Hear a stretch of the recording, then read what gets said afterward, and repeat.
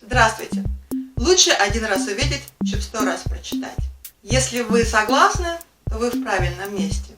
Сегодня я расскажу вам про инструкции и про то, какие инструкции существуют для использования учебника «Сорока». Инструкция вообще очень-очень полезная вещь, потому что, давайте возьмем для примера рецепт. Рецепт вашего любимого супа. Если вы не будете следовать рецепту, то получится что-то другое. Может быть, не такое вкусное, а может быть, наоборот, очень вкусное. Или, например, инструкция такая: правила дорожного движения. Если вы не следуете этой инструкции, то, скорее всего, у вас могут быть проблемы при движении из одного места в другое. Или, например, инструкция к какому-нибудь устройству техническому, например, вот камере, на которую я снимаю это видео. У учебника «Сорока» русский язык для детей тоже есть своя инструкция. Наша инструкция называется «Метод устного опережения».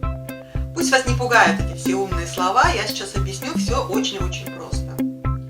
У нас существует определенная последовательность действий, которые мы должны следовать.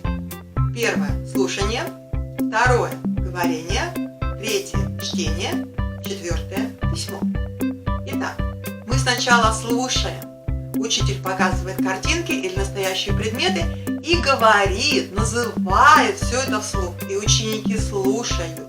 Это первый этап. После этого ученики начинают повторять за учителем. Это этап говорения, когда они сами открывают рот и сами произносят и говорят. Сначала мы говорим вслух, хором, чтобы спрятаться за группу. А потом, когда хор уже немножко потренировался, мы начинаем произносить по одному. Это нужно для говорения, это наш второй этап. Ну и третий этап – это этап чтения. После того, как мы слова прослушали, проговорили, мы начинаем их читать. И заключительный этап – это когда мы пишем. То есть, смотрите, прослушали, проговорили, прочитали и только после этого начали писать. Для тех, кто хочет подробнее познакомиться с методом устного опережения, я рекомендую книгу, которая так и называется «Методы и технологии обучения русскому языку как иностранному». И если вы откроете страницу 65, вы прочитаете там все, что я вам сейчас рассказала, но так более научным способом.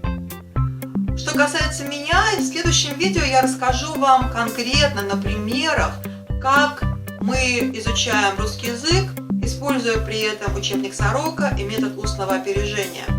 Там я покажу видео, которое я сняла во время наших уроков. Все вопросы вы можете задавать в комментариях. Там же пишите свои отзывы. Всего хорошего, до свидания.